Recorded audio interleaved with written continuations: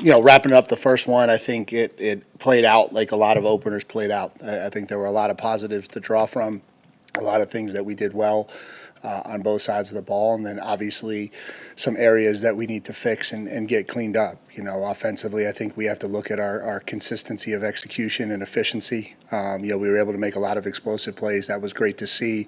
We also stalled out on some drives that we would like to have been able to keep going. Defensively, I thought we did a good job in the passing game, in the pass defense.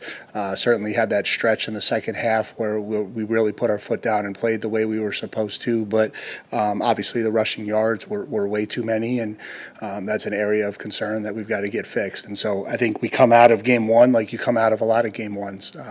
Excited that we got the win and excited with a lot of the things that we did well, but certainly knowing that growth is going to be real important for us to go out and continue to have success. From a players of the week perspective, our scout team players of the week, on defense, it was Lane Gerke. On offense, it was Eli Morkos. And on special teams, it was Luke Braden. And so those guys all did a really good job for us.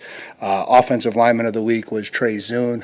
Thought he was, again, really, really consistent with what he did at tackle. Defensively, we went with Tyler Onyedem. I thought he was disruptive in a D-tackle sense. Sometimes those disruptions show up, not necessarily on the stat sheet, but in some of the things that he does, making plays and recreating the line of scrimmage. I thought he did that well. And then our players of the week, offensively, it was Mario Craver, 8 catches for 122 yards and 2 touchdowns. Certainly a nice introduction to Kyle Field and to our offense. Defensively, we went with Taurean York, who had 10 tackles in a TFL and really played well in the middle of our defense. And then on special teams, we went with KC Concepcion, 2 punt returns, averaging 47 yards, obviously based on that 80-yard touchdown. And so that was kind of the spark that got things going. And so that was week one. Now it's on to the next, right? And so excited to welcome Utah State in here. Aggies versus Aggies. Those matchups are always interesting. It's funny how many times I've been in a non-conference Aggies versus Aggies matchup. It seems like we keep setting them up. Bronco Mendenhall is there now as their head coach. Known Bronco for a long time, just following his career, not as much personally, but just following his career. And obviously a tremendously successful head coach. Did a great job at BYU. We coached against him when he was at UVA, when I was the defensive coordinator at Wake Forest. And so have always kind of followed his program from afar. This will be the first time going against him. In terms of trying to put it all together, it's a little challenging. It's they've played one game against the UTEP team. They won last week. They're 1-0, but hard to get a full feel for what we're kind of getting into. Defensively, they're a mix between 3 down and 4 down. Their coordinator Nick Howell has some SEC experience. Was at Vanderbilt with Clark Lee, who obviously I know very well.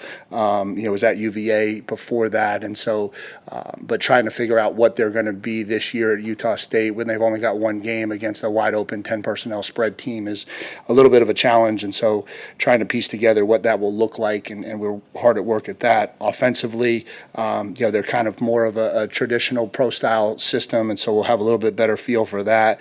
They're led by quarterback Bryson Barnes, who we think is a really, really talented player, another really good group of 4 quarterback. Had a big week last week throwing and running the football, and so not that he's a dual threat, but he's a very athletic kid who's a very capable thrower. 2 transfers at running back that really stand out. Javen Jacobs and Miles Davis from New Mexico and from BYU. I think they're their 2 best skill players. Really talented tight end Brock Lane, who has been really productive for them for the last few years. And so, again, some skill players that stand out and will present challenges. And then obviously they'll come into this environment and certainly play their best football and be excited to be here. And so from that, we'll kind of open it up to questions. Coach, front row, Travis. Mike, what was Dalton Brooks' absence, and will he be available for this next game? Yeah, he'll be available this week. Okay. And I know a little bit out of left field, but you weren't in the area, but what do you remember about, I know it's 20 years from Hurricane Katrina, what do you remember about that time and just being a coach when those things kind of go on? Yeah, certainly devastation, and a lot of that, the images and the heartbreak. I was not in this area or region of the country, and so it didn't personally touch me as much as some of the other things over the years have, but certainly remember those images and what it looked like, and just sad thoughts for everybody who was displaced, dislodged, and certainly went through it and lost their life because of it. All the way in the back, Don. Coach, after watching the tape, just how would you assess Marcel's command of the offense on Saturday? Yeah, I thought he did a nice job. I thought he was comfortable. I thought he was poised. Obviously, there's never going to be a week where there's not things he's going to wish he had back. That's just going to be the nature of playing quarterback. But I thought he delivered some really confident balls across the middle on time. We talked a lot about that last year, how we never really felt like the rhythm and timing of the passing game got right. I felt like we felt that a lot better Saturday. Just balls coming out of cuts in rhythm on time, catch and run opportunities. I think all that stuff was good to see. Coach will stay in the back. Tyler. Coach, you mentioned kind of being a little bit familiar, at least, with Bronco Mendenhall. How difficult? I mean, he's coming in a new program with so many of their new transfers. How difficult is that preparing early in the season? And then, what is it about his coaching style that you've kind of learned and are, I guess, expect to prepare for it? Yeah, I think these opening games are more and more challenging every year because between roster scheme, you don't have a great pulse or feel for what you're getting into, and so I think we've just kind of learned how to be ready to adjust and adapt. I think that's literally what it comes down to so much in these games. And I think he's a tough, hard-minded head coach, and I think his teams kind of show that. There's a blue-collar toughness about how they play. They play extremely hard. They play extremely physical. And they're very disciplined. Coach to the right. Olin. Yeah, Mike. I was going back and looking at it again.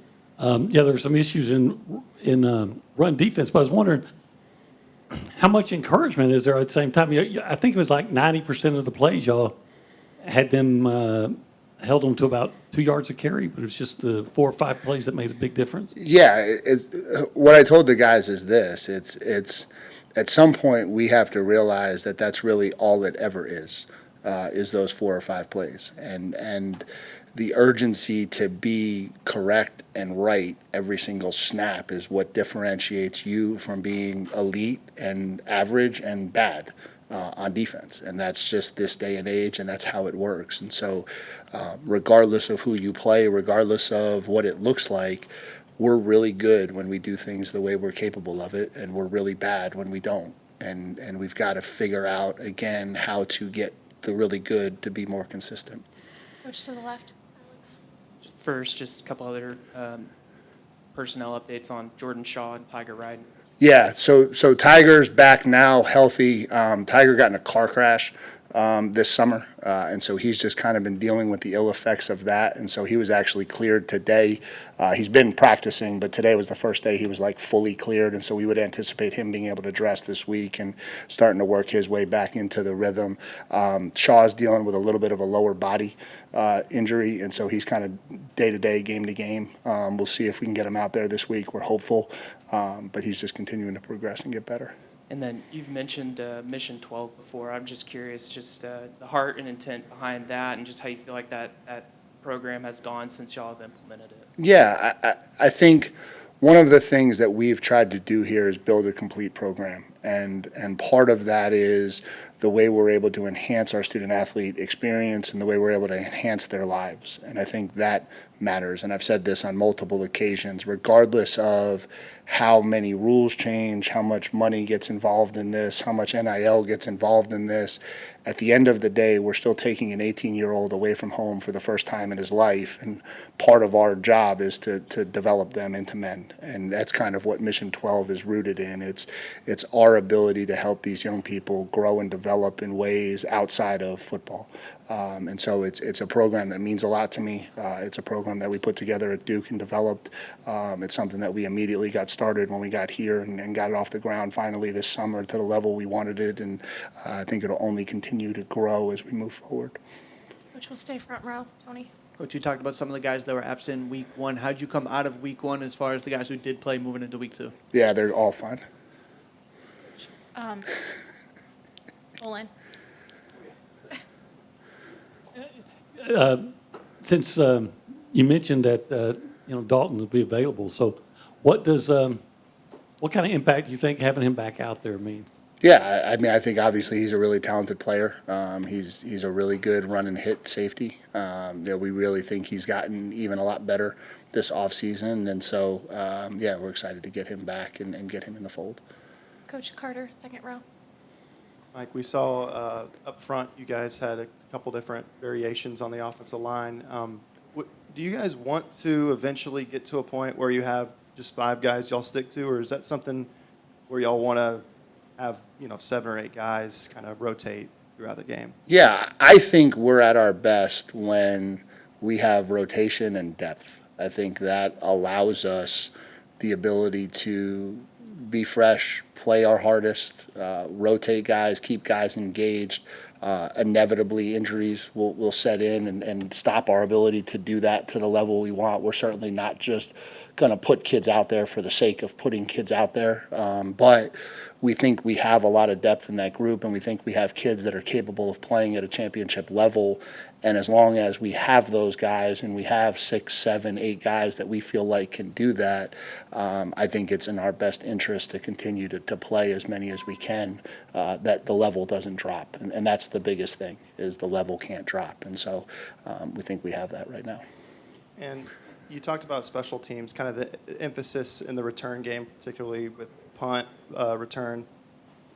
Is there something you guys did over the offseason changing things schematically, whether it's how you guys block things or how you guys set up kind of the return, or is it just a matter of having maybe better players with those units that has led to maybe the early success? Yeah, probably in its simplest form, a lot of what special teams comes down to is getting your best players to buy into how important it is. I think what you had on that field was some kids who are veteran players playing really, really hard in roles that were, aren't necessarily the limelight that they were dreaming of, And so, perfect example, I don't know how many people caught this, but E.J. Smith blocked 3 people on KC's touchdown, and here's a kid back for his, last year as a running back, hoping to get carries and all of those things that come along with competing to be a factor in the running back room, who goes out there on punt return and understands the urgency and the importance of it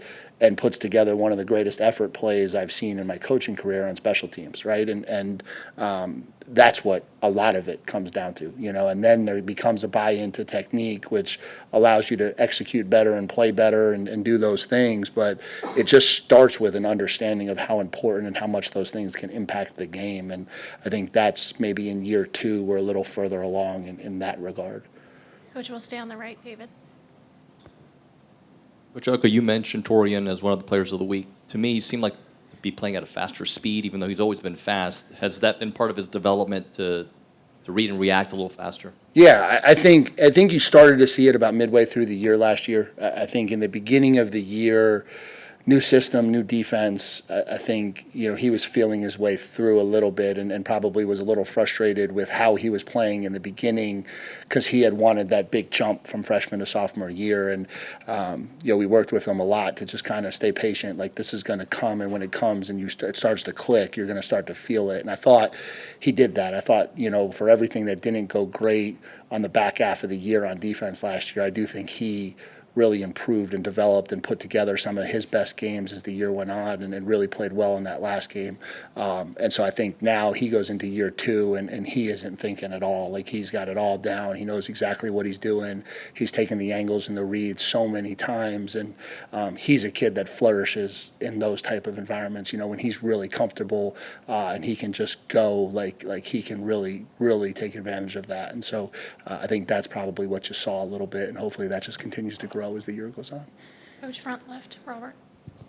Coach, so who did play well in the secondary? They didn't seem to do a lot like they normally did. They didn't throw a lot of deep balls, it seemed. I don't know, it's because you guys, and then we heard so much about Rick. So, how did he play, after last year? Yeah, I thought they played well. I thought Will Lee played well. I thought Des Ricks played well. It was great to get Tyreek back out there. He had the one holding penalty where he got tangled up with the kid on the double move. But, yeah, I thought those 3 kids, those are the crusp of our cover guys. And then Julio Humphrey got out there for a good amount, and I thought he showed well as well. And Bravion Rogers got out there and showed well as well. And so, yeah, I thought – again, it was a really unique game, because if you would say, hey, write down, 4 things that you really want to see happen in this game, I think all of them happened. If you said, hey, can you write down 4 things that you don't think will happen at all in this game, they probably all happened at times too. And so it was just weird like that. But I do think from a like comfortability, again, we're not drawing big conclusions off of this game, but I just think from a comfortability, we looked like we had a much better pulse for what we were trying to do coverage wise. Coach all the way in the back, Donna.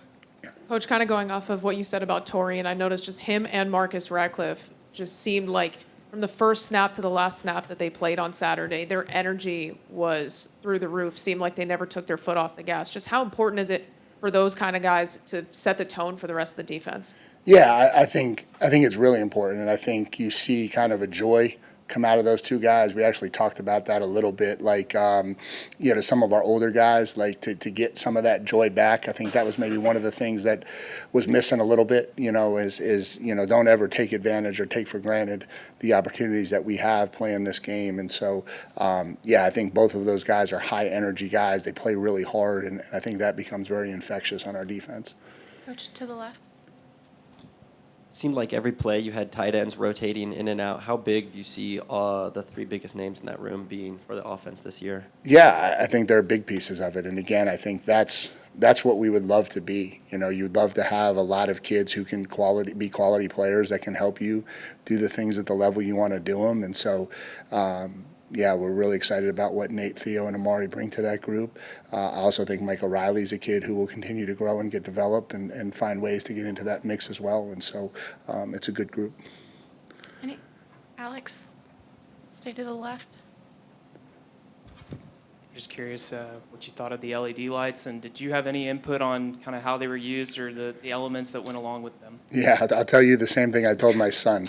I have no idea what the LED looks like because I didn't even realize that they did anything with them. I guess we did a show after the 3rd quarter, apparently, that I found out about after the game, and I had nothing to do with them. They tried to set up all these meetings with me, and I was like, I don't care about the LED lights. You guys will be fine. Just get them back on when the ball goes down and we got to play again. Anything else for Coach? Awesome. Thank Appreciate you. you guys.